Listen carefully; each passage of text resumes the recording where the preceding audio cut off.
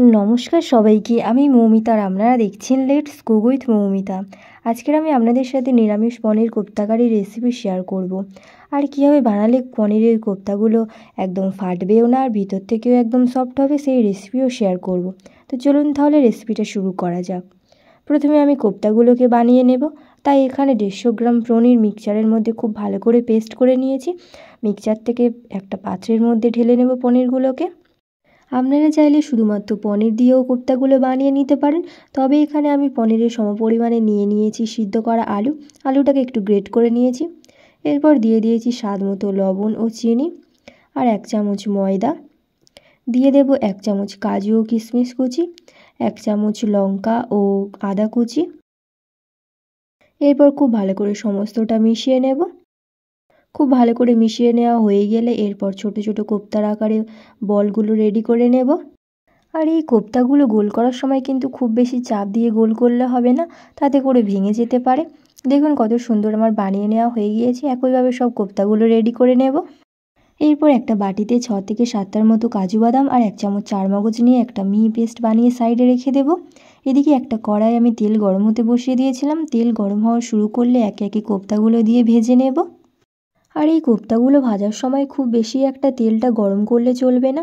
গ্যাসের ফ্লেমটাকে অবশ্যই মিডিয়ামে রেখে একটু সময় নিয়েই উল্টে পাল্টে ভেজে নিতে হবে কোপ্তাগুলোকে।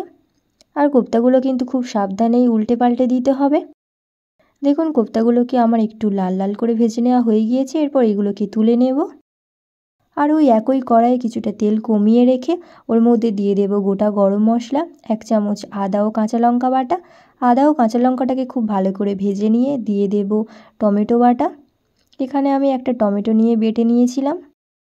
টমেটোটাও খুব ভালো করে ভেজে নিতে হবে আদার সাথে। এরপর দিয়ে দেব স্বাদ মতো লবণ আর কালারের জন্য কাশ্মীরি লঙ্কা গুঁড়ো। যেহেতু আমি ঝালের জন্য কাঁচা লঙ্কা বাটা দিয়েছি, তাই কোনো রকম আর গুঁড়ো লঙ্কা দেব না। এরপর যে কাজু আর চারমগজটা বেটে রেখেছিলাম সেই পেস্টটাও দিয়ে দেব। আর খুব ভালো করে আবারও ভেজে নিতে হবে। আর এই মশলাটি একটু ভাজা ভাজা হয়ে গেলে দিয়ে দেব লিকুইড দুধ। আপনারা চাইলে লিকুইড দুধের বদলে ফ্রেশ ক্রিমও ব্যবহার করতে পারেন। আর আবারও 2 থেকে 4 মিনিট ধরে নাড়াচাড়া করার পর যখন দুধটা একটু শুকিয়ে আসবে, তখন এর মধ্যে দিয়ে দেব জল। এখানে আমি যে বাটিতে কাজু আর চারমগজটা বেটেছিলাম সেই বাটি ধোয়া জলটাই দিয়ে দিয়েছি। আর গ্রেভিটা যখন ভালোভাবে ফুটতে শুরু করবে, তখন এর মধ্যে দিয়ে দেব 1/2 চা চামচের মতো গরম মশলা। আর গরম মশলা দিয়ে পুরো 5 মিনিটের মতো ঢাকা দিয়ে ফুটিয়ে নেব। 5 মিনিট পর উপর থেকে দিয়ে দেব একটা চেরা কাঁচা লঙ্কা, 1/2 চা চামচ চিনি আর সামান্য ঘি। এরপর আরও 1 থেকে 2 মিনিটের জন্য একটু নেড়ে চেড়ে নেব, নিয়ে গ্রেভিটাকে নামিয়ে নেব। যেহেতু কোপ্তাগুলো খুবই নরম হয়, তাই কোপ্তাগুলোকে এখন গ্রেভির মধ্যে দেব না, তাহলে এগুলো ভেঙে যেতে পারে। এরপর কোপ্তাগুলোকে সাজিয়ে নিয়ে বানিয়ে রাখা গ্রেভিটা এই কোপ্তাগুলোর ওপর থেকে দিয়ে সার্ভ করব। আর এই পনিরের কোপ্তা কারি পোলাওর সাথে কিন্তু দারুণ লাগে। আপনারা বাড়িতে অবশ্যই একবার ট্রাই করে দেখতে পারেন। আর ভিডিওটা যদি ভালো লেগে থাকে তাহলে লাইক, শেয়ার, সাবস্ক্রাইব করতে ভুলবেন না।